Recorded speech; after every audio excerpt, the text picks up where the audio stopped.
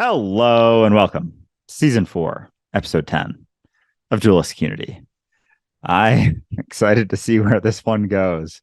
For those who are not on YouTube, Ray and I are blindfolded right now, and we are going to be doing this entire episode blindfolded. I'm gonna keep my mute off and see where it goes, but I'm excited to see where awareness takes us because I feel like I'm just speaking into a void right now, which I guess is not so different than all the other time that I'm speaking. I just have the perception that I'm not. So I am already getting a little bit tripped out. I'm very excited about this episode. I love the symbolism behind it because we really are blind going into the quote unquote future. Like we are blind as to what comes next.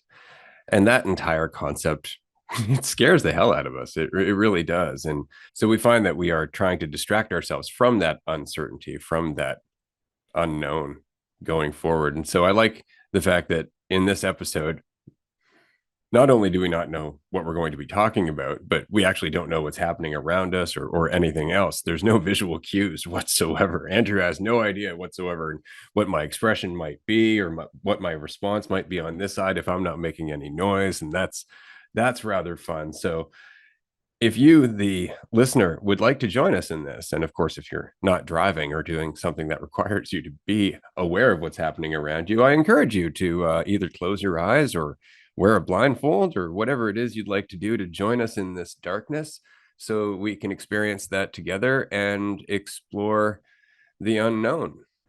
All right. I'm really trying hard not to laugh because I'm just realizing like my headphones are noise canceling also. So it kind of feels like if I didn't have my elbows on this table that I'm in like a sensory deprivation tank, just talking to myself. And so I guess getting into things to start, it's interesting how we have this perception of others, and it's a lot easier to perceive that illusion when you're able to create, ideas of all of the other characters and how they're different from you.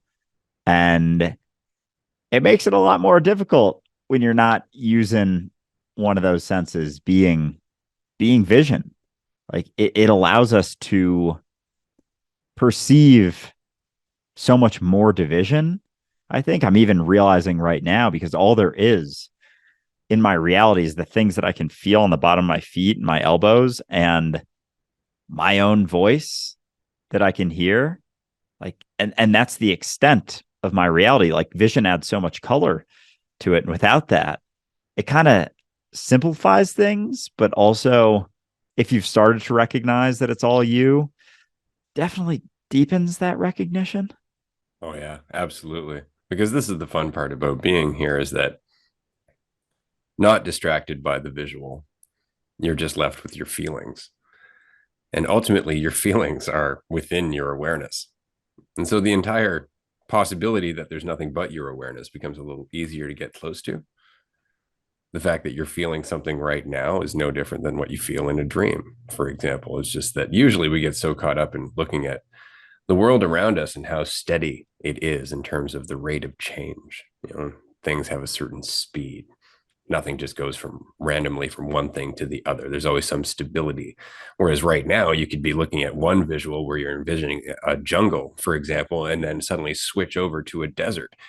And both of those things are subjectively your reality and they're being created by your awareness. And so you start to wonder, well, is everything being created by my awareness? And am I just looking at my awareness as being so much more limited than it is that it really just comes down to me telling myself like, no, it couldn't possibly be the same thing just because it's so vast, it's so big, right? But when you look at the inside of your awareness, especially in this state here, and you really give yourself the chance to tune in to what you're experiencing, like you were saying that you feel the room around you, and you don't really actually, you just feel your brain's interpretation of the room around you, which means you're not actually feeling the room whatsoever. What you are feeling is you, purely you. And that's what you're always feeling. So the question is does that change? Or are you actually the room? Is that always the case? Is it always you because it's actually always you? Yes. Yeah. And even now, the space and the time is a lot easier to see as illusions because we're going to have no idea how long this episode is.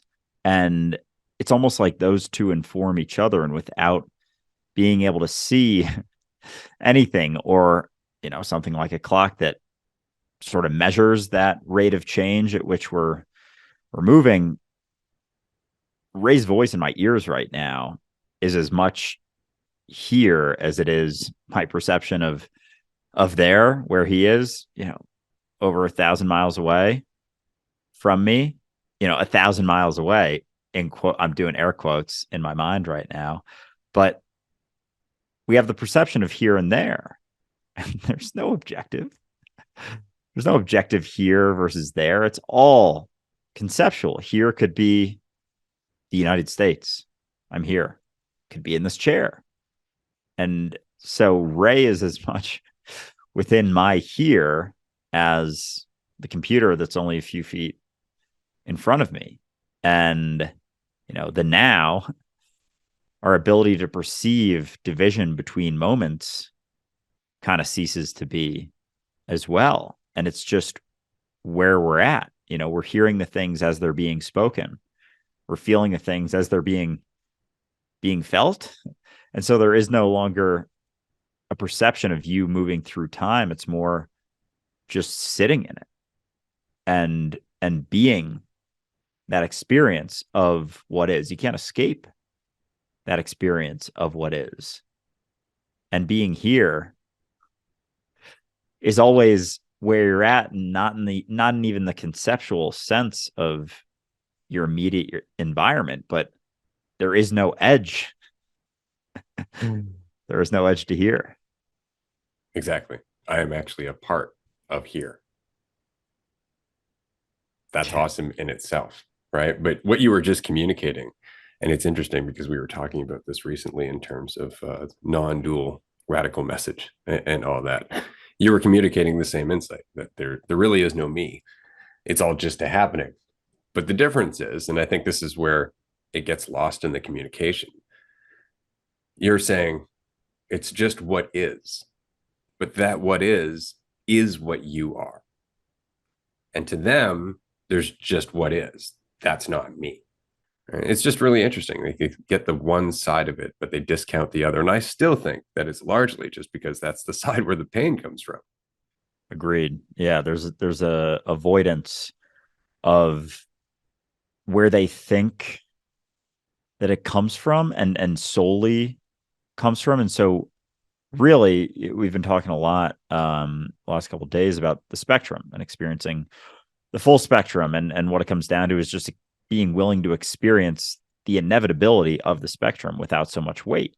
It's like we're in a backpack running along the spectrum trying to avoid certain aspects and inevitably experiencing them anyway, and all it really comes down to is taking off the backpack. And with that, I was talking about this on the Patreon call today, that the lulls, the highs and lows, they can be very deep, and peaks can be kind of high, but also not super high when you're going through the shit. And then the lulls seem like they go on forever, and that's the weight of what you're carrying is impacting the dips. And so as those weights come off, those dips aren't so deep anymore. It doesn't say they don't happen.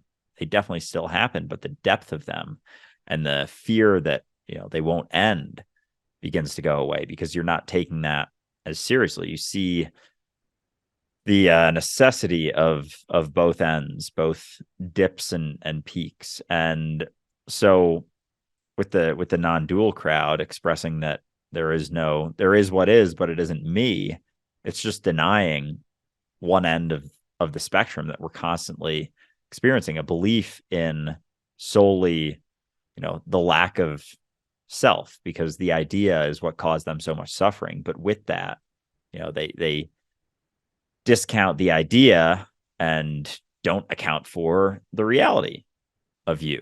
Still It's just your perception and how narrowly you define that entity. And if you cling to an idea based on certain preferences or a lack of preferences or ideas, and you're experiencing suffering from that idea, and that is what you have labeled to be me, without recognizing that you are not limited to that, you'll start defining yourself as being nothing, no meanness, because you just want to get rid of the thing that's the root of your suffering, without recognizing the freedom that comes with allowing yourself to recognize yourself in everything, that freedom that's available. But instead, you'd rather just get rid of that idea and put yourself in another prison, in believing that you're not also everything else. Yeah, because although it's the root of our suffering, it's also the root of a lot of our pleasures and a lot of our joyful experiences. Like I was saying about laughter, for example, humor is almost always at someone else's expense, as was said by the great John Cleese, and that's very true. And so it's very hard to have humor and be everything. And I think that's why so often in the non-dual crowd, that same behavior that we were talking about in terms of Eckhart Tolle on the recent episode of Dualistic Unity Raw is even more pronounced in that non-dual crowd. Like there's even more of that almost numb, detached feeling. It's not non-attached, it's detached. Like it really is almost like there's a removal from the world. And I think that that's why there isn't necessarily that up and down. It's just very neutral. It feels very much, like an antidepressant in its own right. Like it's just a way of escaping the pain, as opposed to learning to be informed by the pain, learning to actually make the pain into both pain and pleasure, and use it to fill out your life. Like I really liked the visual that you gave about using the lulls and being aware that the lulls, if you were to look at it as, say, going up and down a sloping hill, right? So you got some good speed going down into the lull, and you say you're on snow. Well, if you're carrying a giant 80-pound pack, you're going to end up digging deeper and deeper and deeper into the snow. And it's probably going to be a really fast plummet, followed by a dragging, and it's going to be difficult to get up the next little mound to start going down the next section. And so it's about lightening your pack, right? Lightening your pack, keeping it light. That's exactly what we're talking about all the time. And so now you're still going through the lulls, but you're drifting through them. You're not resisting them, because that's really why they last for so long, is how much we're just like, oh God, I'm going to have to climb back up again later. It's like, yeah, but it's not going to be a climb if you have momentum, if you haven't resisted the entire way. Like if you actually let yourself just go through the process of the lull, you will find that it helps you make the next crest, and that the process continues again. And so it's a beautiful visual. And if you get really good at it, not only do you break the next crest, but you get a little jump out of it, and you get that leap of faith, and suddenly you're flying. And that's the whole question, isn't it? Is, can we use the lulls? Can we use those dips that we're so afraid of to learn how to fly? Amen. Well said. Yeah, it's a completely different perspective of the highs and lows that we go through, the peaks and valleys of our life, as we see the utility in the valley, especially in that example, the literal utility in allowing you to begin to soar. You get enough of those under your belt, you're going to start getting used to that feeling of soaring. And then you still dip and go while you're soaring, but you're soaring. And it's like, you're not in, oh my God, it's almost like if our societal mentality is on the ground, the highs and lows, as you release enough weight, you're able to tap out of that sort of path that we go on, the chasing the carrot and running from the stick. And that's what flying is letting go of that. That's freedom. That's experiencing that in completely different reality, where your life isn't dictated based upon how many carrots you're chasing or how many sticks you're running from or how fast you're running. You're flying now. And it's weird. It can be freaky at first. There's certainly, you go up and down while you're flying, but you keep fucking flying. You're still flying. Even if you dip, get close to the ground, you're still flying. And you may take some time to, walk along the ground. But you haven't forgotten how to fly, and it's always right there because you realized that you had some wings the whole time.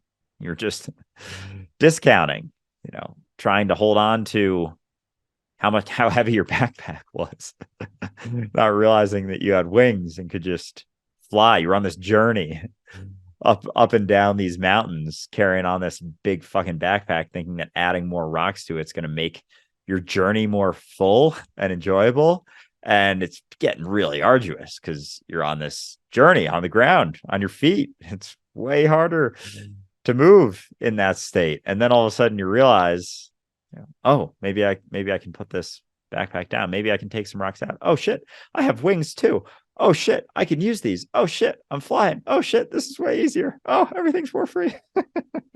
And that's what it becomes. It's not to say you don't settle back on the ground, but it's always right there. And that's really the point of Jonathan Livingston Seagull. That's the entire point of that whole book is in the flight, what can you do?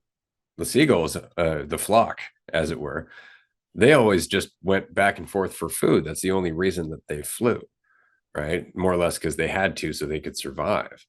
But Jonathan wanted to experiment with it.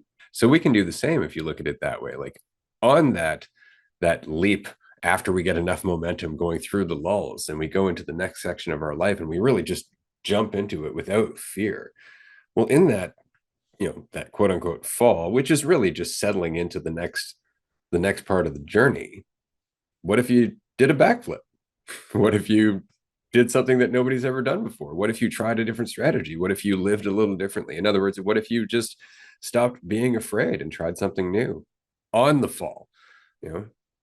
That would change everything about it. And that's the whole point, is that it's not just that we can fly. It's that we don't know what we can do when we fly because we haven't spent any time doing it. Right. And so here we are having this conversation. And just like in Jonathan Livingston Seagull, we are flying for its own purpose. And some of the flock are noticing and they're going, that looks like fun. Or some of them have already been doing it and they're noticing us over in the distance practicing. They're like, yeah, I'm going to go over there and we can learn from one another. And that's basically dualistic unity. That's all it is, flying for flying's sake. That's all this is about. It really is about just enthusiasm. And isn't it interesting, though? We often use these visuals or these metaphors and whatnot in our conversations, but it isn't until all of a sudden you're not looking with your eyes that you can actually see them in greater detail. Like you can see yourself as a seagull flying through the wind, trying different things, bending your wings into different angles, doing different things with the wind as it carries you up or pushes you down. And all of a sudden you start to realize like, oh, it is just like flying. It's nothing like climbing up a mountain. That's just the result of all the crap I'm carrying and the fact that I've anchored myself down to the ground with it.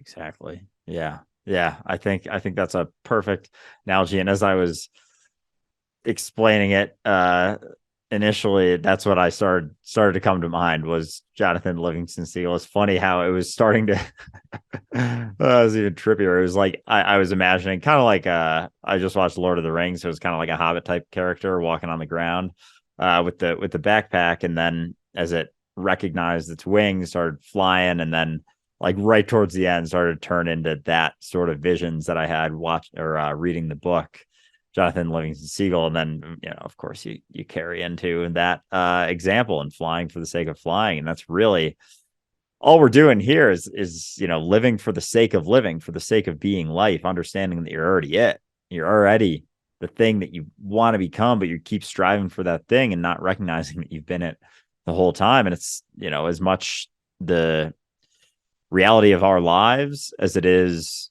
this podcast, just having a conversation for the sake of having a conversation. And today we threw some blindfolds on because why not? Trying some new things, trying it out, seeing where it goes, seeing where awareness takes us. And we're just having the conversation for the sake of having one. We had absolutely nothing planned for this conversation whatsoever besides putting the blindfolds on. Just like with all of our episodes, community topics, that's the only time we have an idea of what we're going to talk about going into, but it's still pretty vague. Like we don't have set points for necessarily what all the things we want to cover for the entire episode. It's like maybe a couple bullets, a couple things here and there, and then just see what happens. And yeah, coming into this episode, all I was thinking about was, all right, we're gonna have blindfolds on. That was the extent. I was like, yeah, we're gonna be talking the whole time too, but we're gonna be talking about all different sorts of stuff. I have no idea what that's gonna be, and that's been the entire reality of Dualistic Unity. Like from season one, episode one, we have not come into episodes being like, all right, we're gonna talk about this today, we're going to cover this, we got to cover that. It's like here and there we'll have something like, oh, this is something I want to bring up on the podcast, but we have never come with any plan whatsoever, because that's a fun, like that's what life comes down to, is finding out, the process of finding out of what you're capable of. Like it's fun for us to find out like what we're going to talk about on this episode. Like I want to see what comes out of my mouth today. I am interested to find out. It's not this idea of control. Like I need to say this, because it means this about me. And another example, I had someone reach out. I'm going on someone's podcast next week, and they reached out and they wanted to book like a 15-minute slot to talk about what we're going to talk about on the podcast, to kind of plan out the episode. And I was just straight up with them. Like, I'd actually prefer if we didn't. I'd prefer if you ask me things on the spot, because if you tell me what you're going to ask me, I'm going to have, inevitably my brain's going to come up with answers beforehand, and I'd rather just see what happens, because all those answers are going to be reliant upon things I've already said for the most part. It's more fun to find out what you're capable of, but you got to let go of that concern for what anything you do means about you, for the concern of the judgment if you feel like you stumble or something. That's what you have to let go of in order to begin to fly. You have to become comfortable with falling here and there. And I think that's really all the show's about, right? At the end of the day, I mean, it's funny because a couple of people have asked me, well, don't you ever run out of things to say? I'm like, well, no, because there's always more to talk about. There's always more to life. Like there's just a never-ending amount of things I could possibly explore out of all of the things that I've experienced. And so it really is just allowing myself to do so without settling on something, because that's really the big temptation, to settle on something in terms of a view of myself or a view of the world, and then not question anymore. And so if dualistic unity is anything, to me at least, it's a practice in not doing that. It's a practice in flow state. And I think that that's really the message that we're always kind of trying to embody, not even trying to embody, but embodying through virtue of us trying to let go, is that you can do that you can practice flow state. Like the listener, hello listener, is practicing the same thing. They're trying to let go because they understand that it's their resistance to their own potential that's getting in the way of them expressing their potential. And so if there's any reason to listen to dualistic unity, it's to recognize that you're not the only one who recognizes that, and that we're all just trying to flow. And here, Andrew and I are, quote unquote, Andrew and I are just doing our best to be an example of letting go, or at least the intention to let go. And as we keep talking and going through all this stuff, this is just what's coming out. This is the result of our effort to stop putting in effort. And it's so very fun to try and communicate the paradoxical nature of that.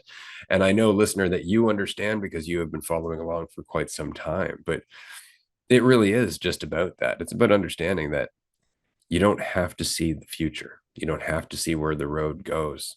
You can just let go, and you will actually have all of the ability that you need to just get through the moment that you already are. It's not that you're in the moment, it's that you are that moment. You are already embodying what the moment's supposed to be. The only question is, how much are you getting in the way with what you think the moment should be? And that's just the practice. It's very much like dancing. Like you can learn certain dance moves, but that's not dancing per se.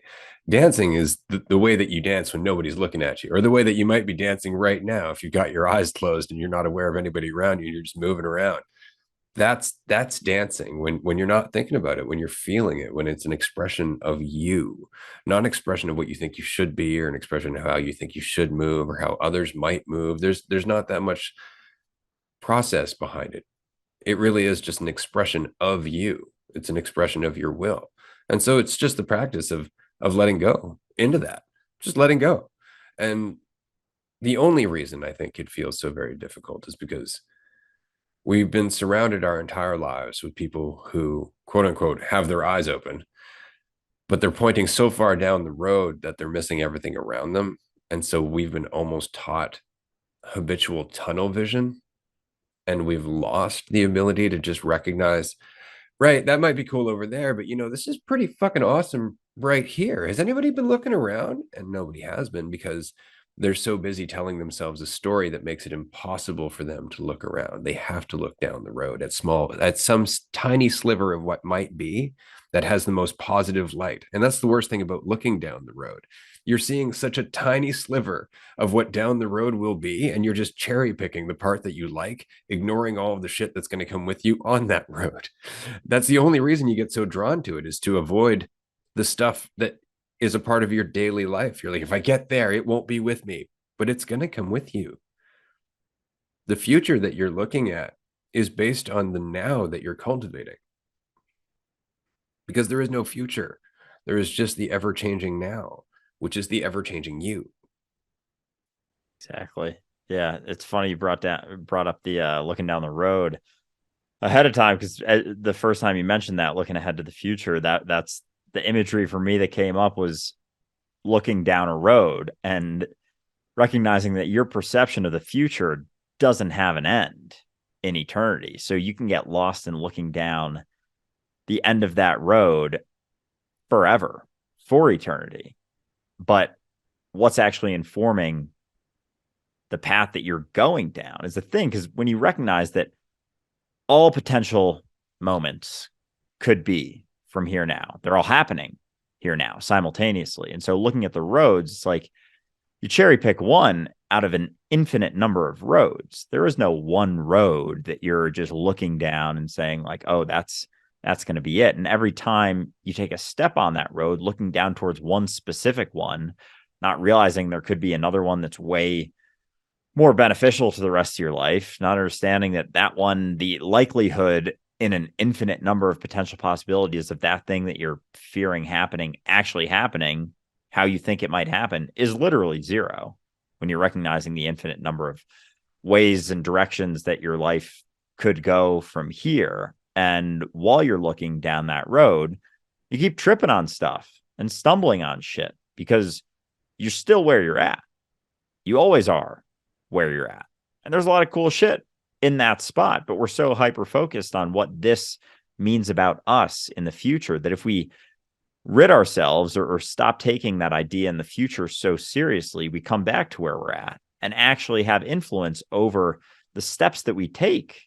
But so many of us literally are walking on a bumpy path, looking, 500 yards down the road, thinking like that's the best place to be, not realizing that we have no idea. And the thing that's going to influence getting to the quote unquote best place we can be is being where we're at, looking around, recognizing, what's actually happening around us. And it becomes way more obvious, what the next step to take is. But as long as you're caught up looking down that road, you're going to keep tripping and falling and wondering why the fuck it keeps happening. Because you're not paying attention. You're not paying attention to anything. You're not seeing where you're walking.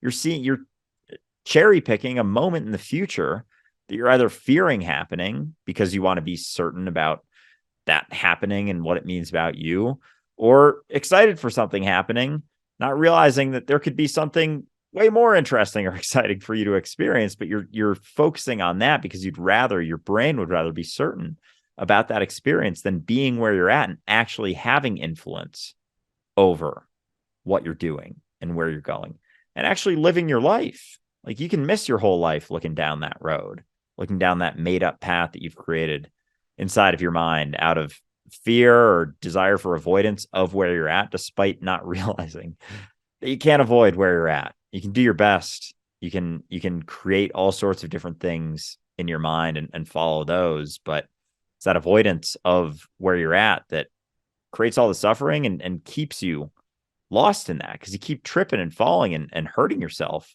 along the way instead of just taking your eyes off the end of that road and looking around. You see, that's just the thing, though, right? Like, Why are we wearing blindfolds, Andrew? Because we're so used to using our eyes.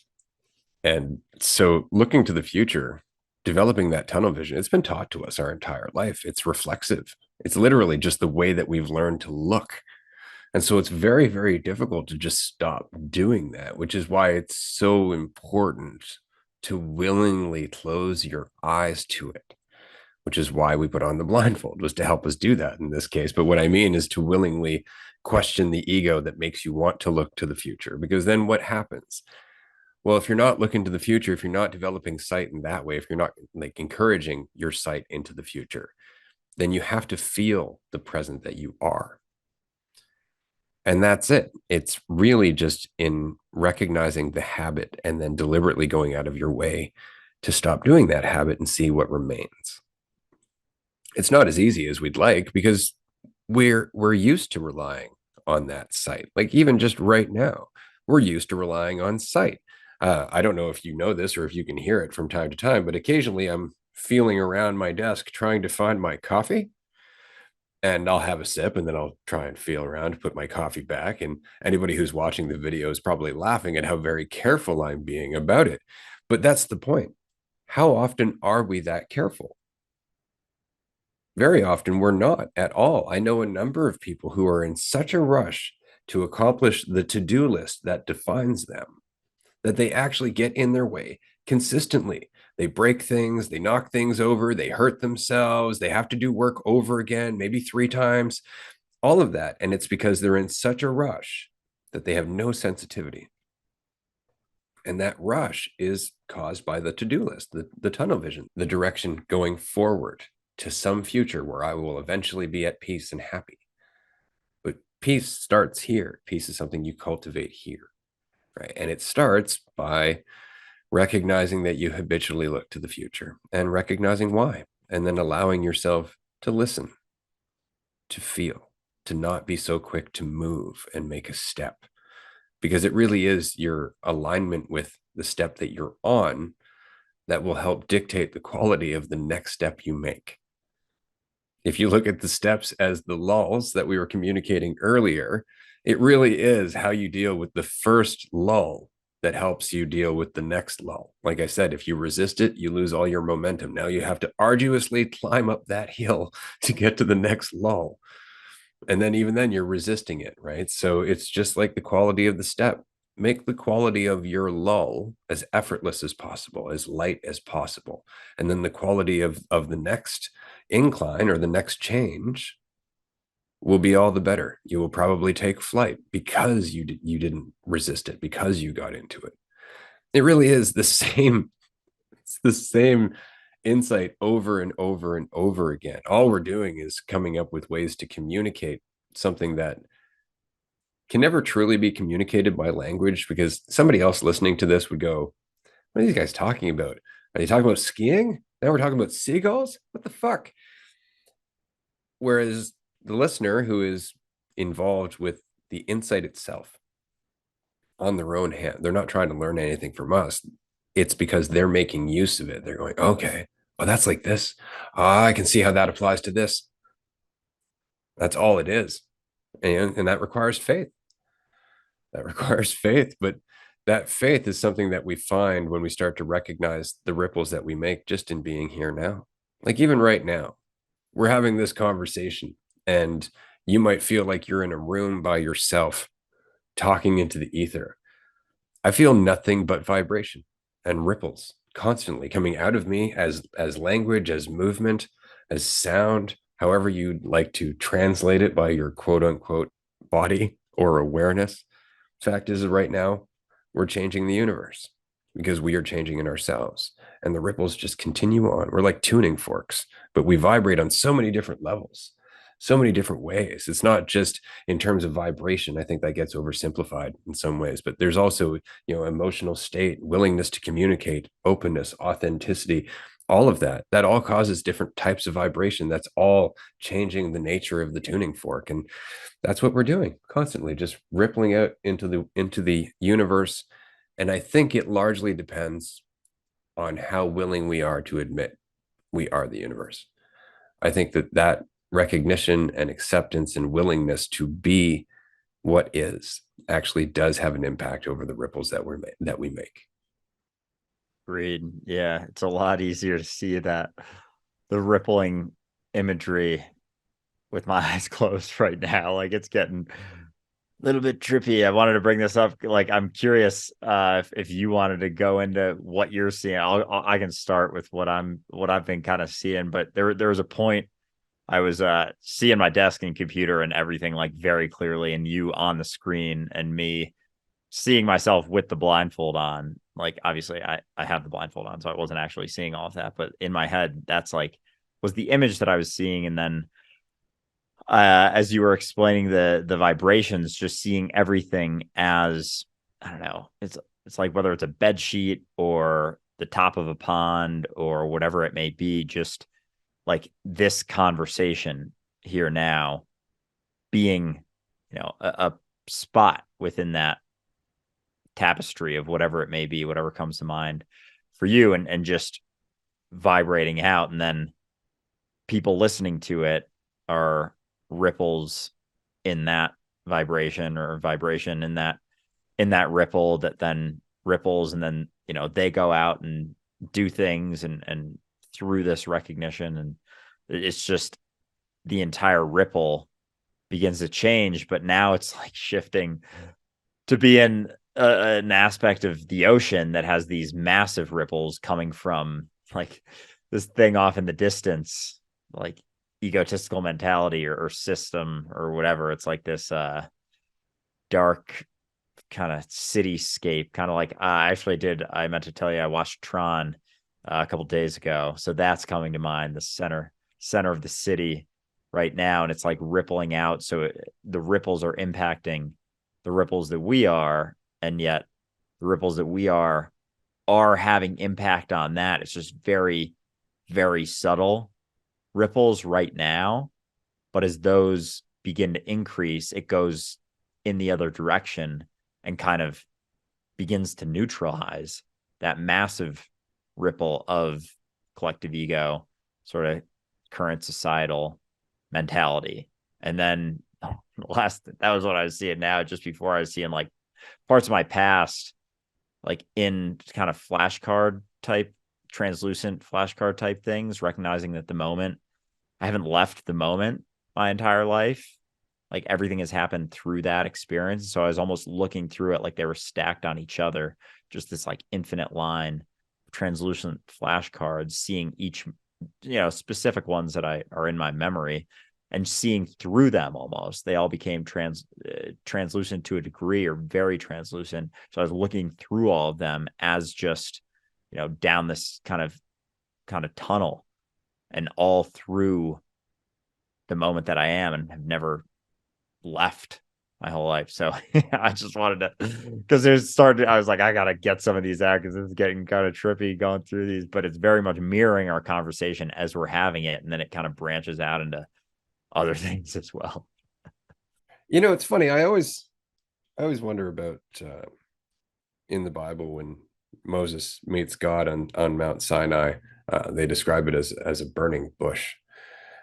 And see, with my eyes closed, that's what I feel like. That's what I see. And what I mean is not that I feel like I'm on fire or anything, but there are so many vibrations within vibrations happening that it creates almost like a tree that's in constant movement. It's almost like it's swaying in the wind. And like when I talk about vibrations, like to me, not only am I feeling the vibrations of the air, quote unquote, around me, right, or the vibration of the ground underneath me, or the sound, but there's a vibration in your brain. There's a frequency there. And so there is a vibration on another level. And then your heart is beating and creating a vibration of its own with each and every beat. And that vibration is going throughout all of your body in terms of your blood flow, and your veins and your nerve endings are all firing. And there's so much happening right down to your DNA, which is vibrating and moving with reality as reality itself. And so you have all of these overlapping ripples upon ripples upon ripples.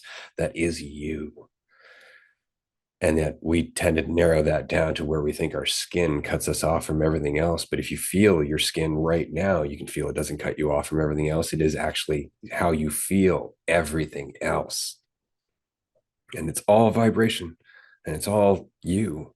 You are vibration. Even your impulses to go back and forth, up and down, running away from or running towards, or any of that, it's all vibration in its own sense. Whether you feel happy, whether you feel sad, whether you feel angry, whether you feel depressed, more vibration. And so you have this internal subjective and out and external vibration in itself.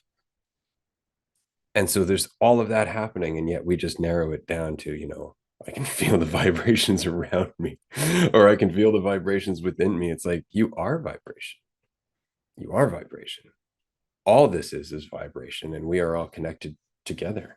Somewhere out there in the abyss of where all of my ripples are going is you receiving them. And I am here feeling the ripples that you're creating as well. And I mean this for every single person who's listening. Over time or space, they're all connected. There is no division.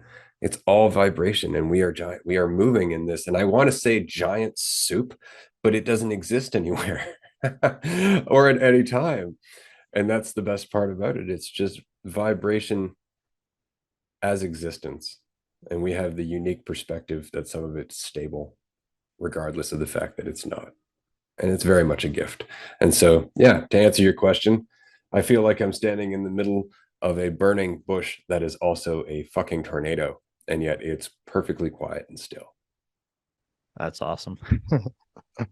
um, yeah, the vibrations, that's really hit me, like just how it's all like the impacts of anyone listening to this anywhere, anyone in all of reality is feeling all of my ripples that, I say, quote unquote, my ripples. Everything that I do vibrates out, and it's felt to a degree, even if it's, if we want to try and conceptualize it, a minuscule, like millimeter of a millimeter of a millimeter, like it's still an impact because it's all dropping into the same ocean of reality. If you want some more imagery, like it as a drop goes into the ocean, it's as much the drop of the ocean from 10,000 miles away as it is the one right next to it.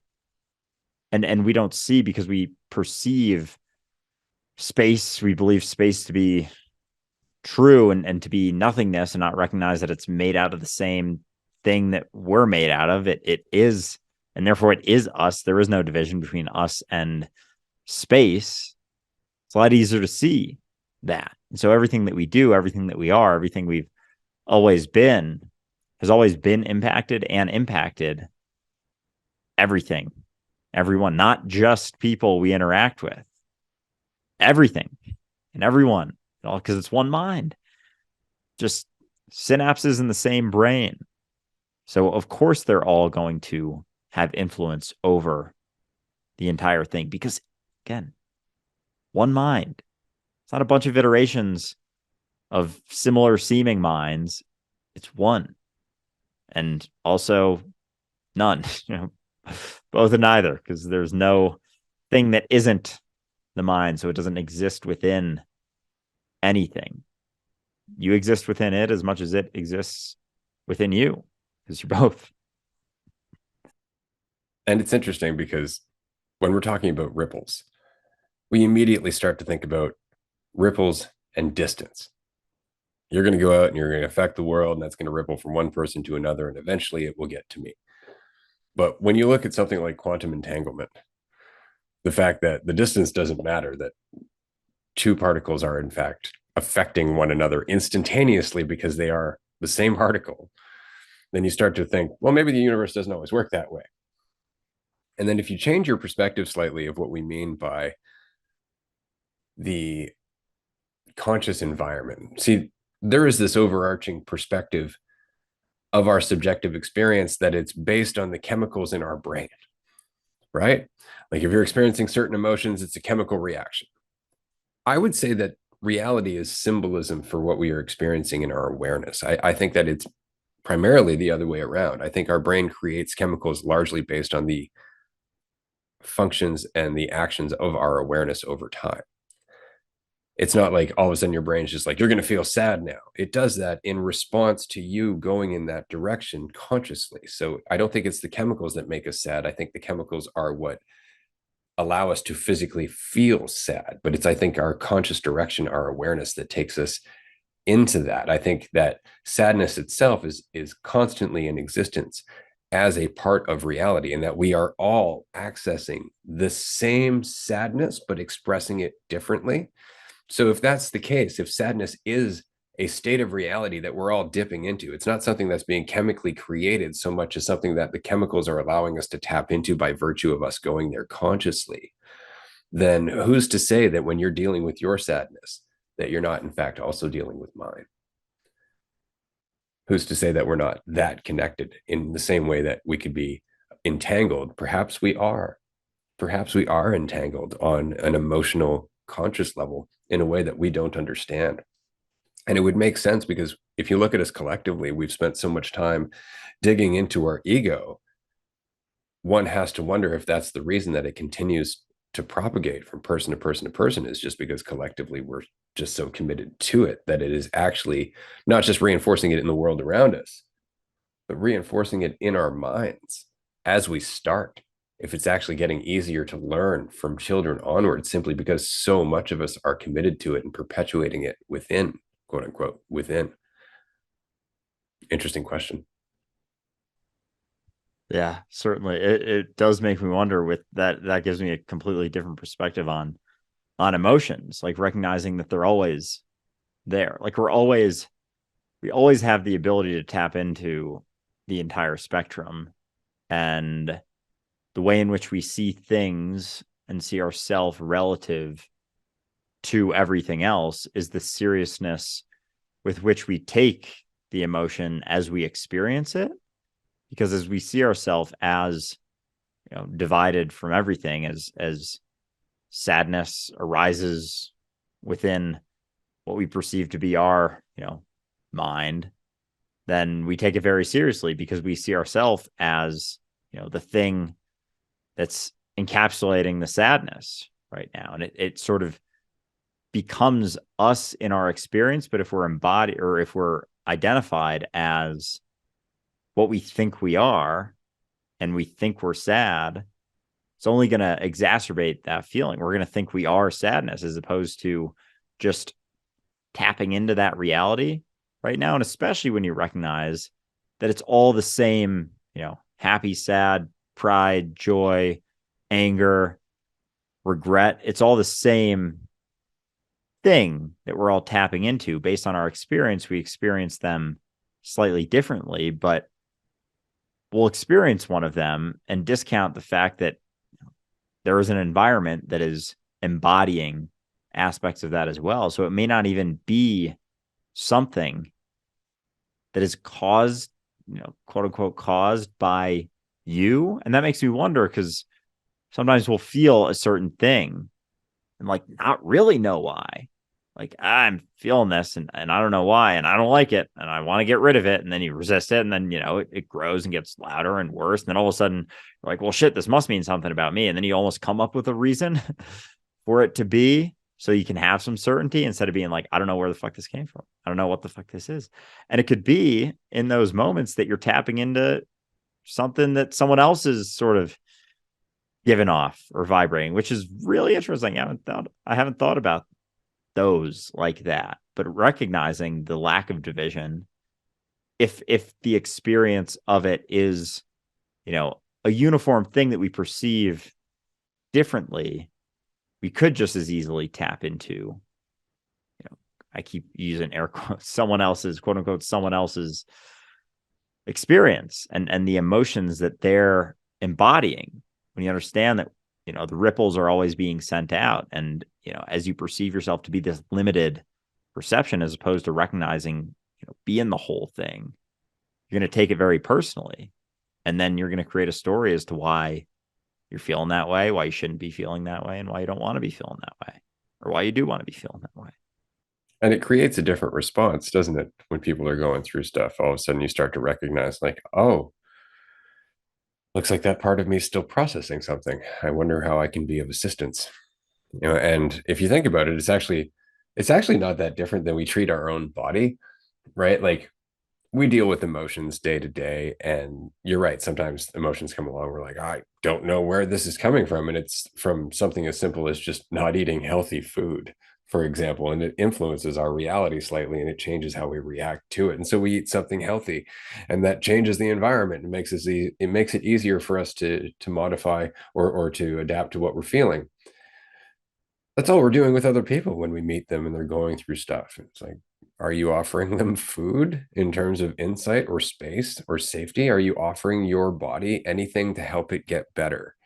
Or are you just saying, oh, it's not my problem? Right. Which isn't to say you should be out there solving everybody's problem, but going out there and getting rid of the need to judge, getting rid of the mechanism where you have to judge is more useful than anything else, because at least you're giving them the space to just be. And I think that's all any of us want, because if we all feel more freedom, that's us collectively feeling more free, which is you in your individual unlimited form as what is. It's you feeling more free.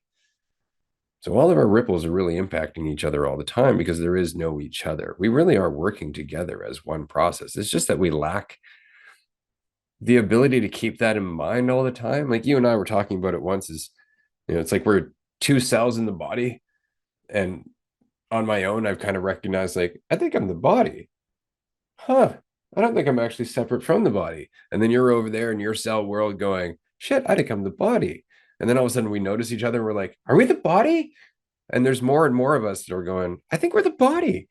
And as a result, we're not fighting the body. We're actually trying to learn how to be with the body. And it's because we've let go of that narrow-minded tunnel vision that is the result of identifying with the cell.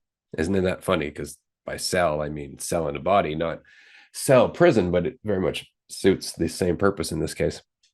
And so we get rid of that tunnel vision. We allow ourselves to feel where we are. And all of a sudden we start to recognize that the vibrations that we feel are just an extension of us. That's all it is. And so there was never any disconnection whatsoever. And you know that just because there's never not been feeling. Maybe just the inability to have that feeling because maybe you were distracted or you were medicated or you learned to tune it out through fear and developing that cell again around you, that narrow-minded tunnel vision that, if I just get there, that's going to make me happy, because that stuff, that really just cuts you off to everything, to everything. And I know I'm taking a bit of a tangent here, but actually it's really quite relevant. So as a life coach, I've dealt with a lot of people going through a lot of different things. And a big part of that has been sexual frustration. And in that, I mean the inability to perform. And it's always associated with this high amount of pressure to perform. Like if I don't act and I don't perform a certain way, it proves that I'm not a certain person. And then I'm going to lose this person and they're not going to like me and all of that stuff. And so immediately you're like, well, yeah, that'll kill the mood. But they don't know that, because to them, they're trying to get somewhere. They have that narrow-minded tunnel vision, again, of what's going to be the optimal outcome. And they don't realize that the more they focus on it, the farther they get. And the same is true for our lives. We keep trying to get to happiness and success, and we don't realize that the path to whatever that might be, because it's certainly not your idea, is here now. It's in your relationship to here now and what you do with here now. And that's going to define what the here now is going to be in the quote unquote future. But what you're cultivating is a sense of yourself. You're cultivating a sense of what your limitations are and are not. And you are deciding what you're willing to settle on. And that's it. Because if you're not willing to settle, there are limitless opportunities. And I don't know what's possible, but I do know that we have not been doing it collectively. Some of us are individually, but there's so far and few in between. And there is no way for us to connect that it has been a long grind of individual cells in a giant ass body trying to do this on their own. And now we're coming together because through the vibrations, through enough time, and just the inevitable swing of the pendulum, there's enough of us where we're actually starting to notice one another. And now we're coming together, and that's going to change the body. In fact, that is the process of the body changing. And all we have to do is just feel it happening and allow it to happen through us.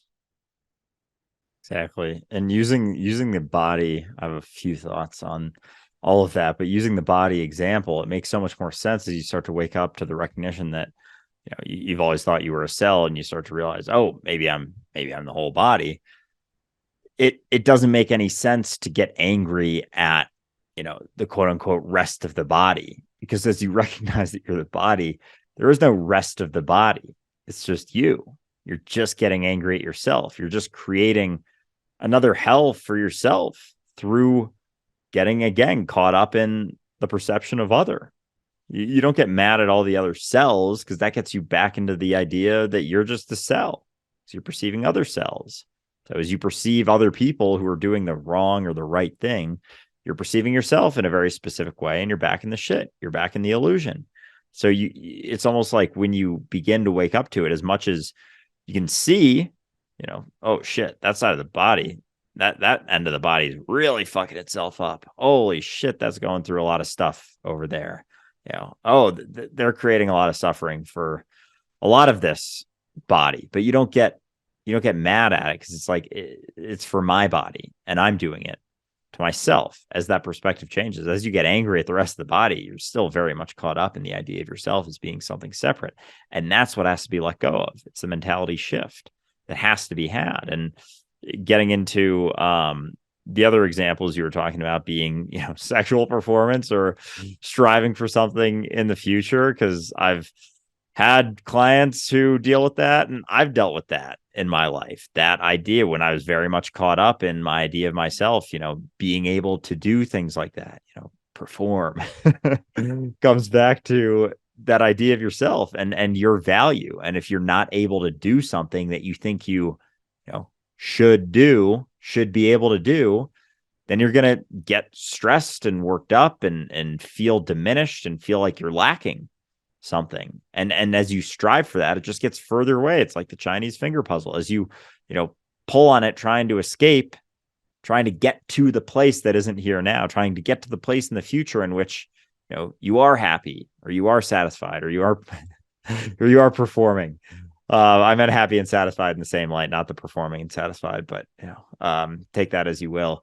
You let go of that resistance to where you're at right now, and the idea of where you think you should be, as if you'd have any idea of what that is. And so going into it, because fuck it, we're all adults here, going into the sexual performance side of things, like I've looked back at some of those experiences that I had in my life where I was like, fuck, I'm not able to do this, and thought, like, who knows? Maybe if things had gone how I wanted to go, when I wanted them to go, like I would have a kid or something. Like, you never know what something is going to lead to. And so that whole time that you get stressed out about something happening, or getting the thing that you want, becoming happy, getting that car that you always wanted. Who knows? Maybe a weekend of driving that car would have gotten in an accident and you would have died.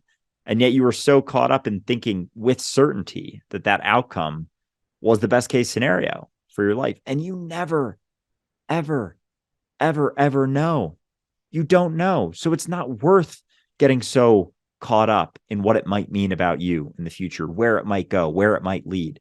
The only thing that's worthwhile to do is to be where you're at, when you understand that you actually have no fucking idea what anything means, where anything's going, what anything may mean about you, or where your life may be going, or any of it.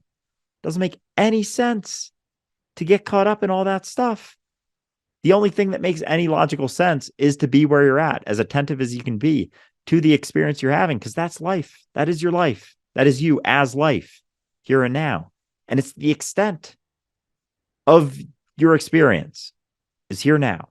So you might as well focus on that, because anything else is completely out of your control, out of any sense of certainty that your brain wants to settle upon. But we like to settle upon it because we don't like that discomfort of not knowing, where we're going to be or what's going to happen in 5 days, 5 hours, 5 seconds from now. We cannot say with certainty, and yet we try. And that's where pretty much all of our psychological suffering comes from. Yeah. It's funny because so often we get so caught up in our opinion of what it is we're experiencing that we don't recognize that it's actually happening for us, not to us.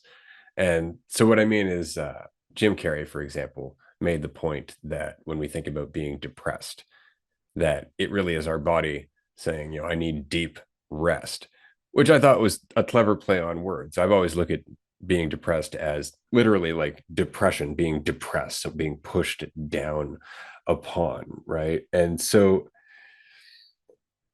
we're not listening to our body there, and our body is kicking us in the ass going, you're wasting so much energy on this fiction, I have nothing left for me. And so we get depressed. And the same is true with worrying about sexual performance, because say you can't perform, your body is telling you there's some bad shit happening in here.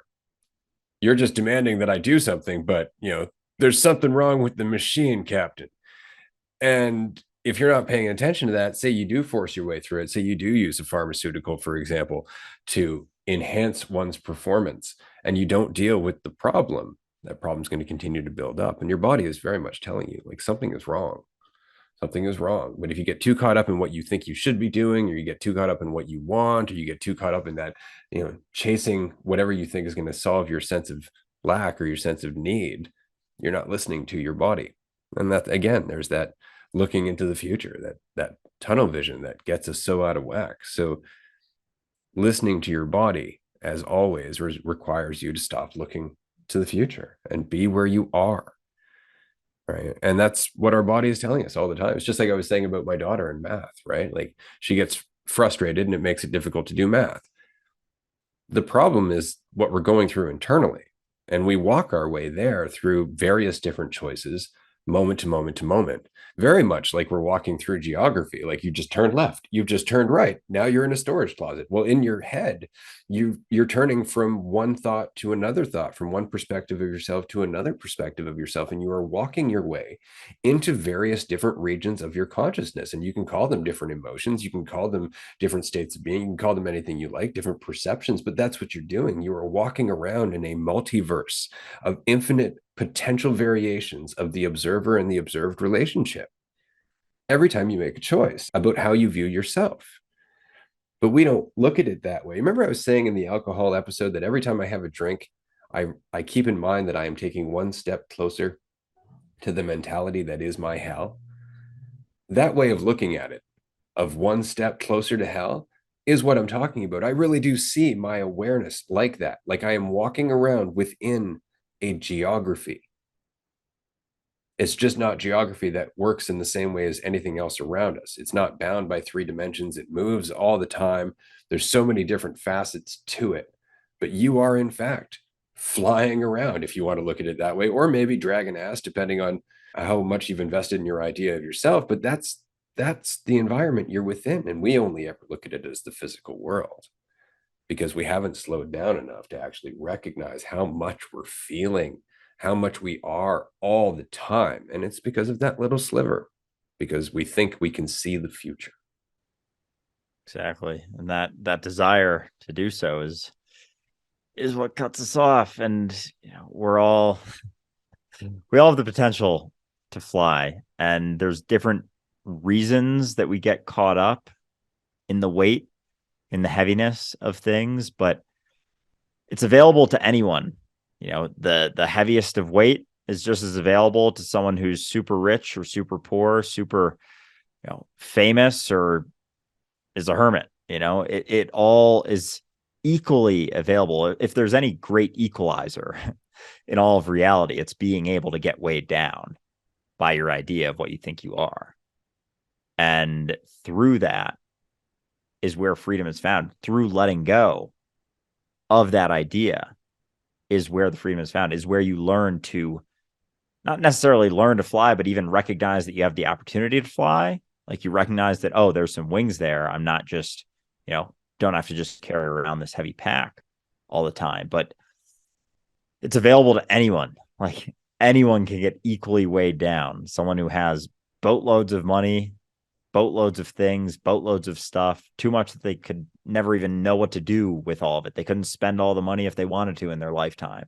To someone who is on the brink of starving to death, is caught up in, their own sort of hell. Like, That's more of an obvious weight in the mentality that we have in this current system, because we see having too much money to spend in your lifetime as like somehow as some sort of peak, but that's an equal weight, and it takes you equally far from the experience of freedom.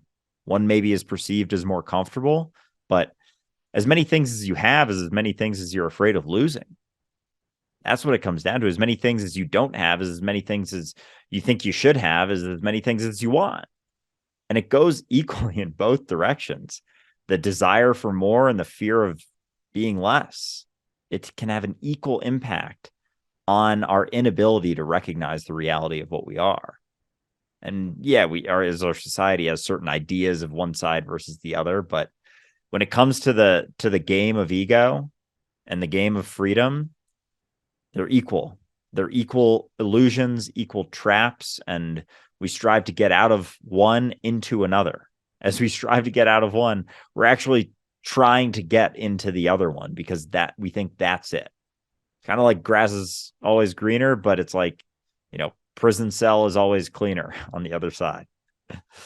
And we just get so caught up in that. But the reality is that both sides have the opportunity to be weighed down, and both sides have the opportunity to let go of that and be where we're at and recognize the reality of what you are as the eternal awareness of reality, as God itself.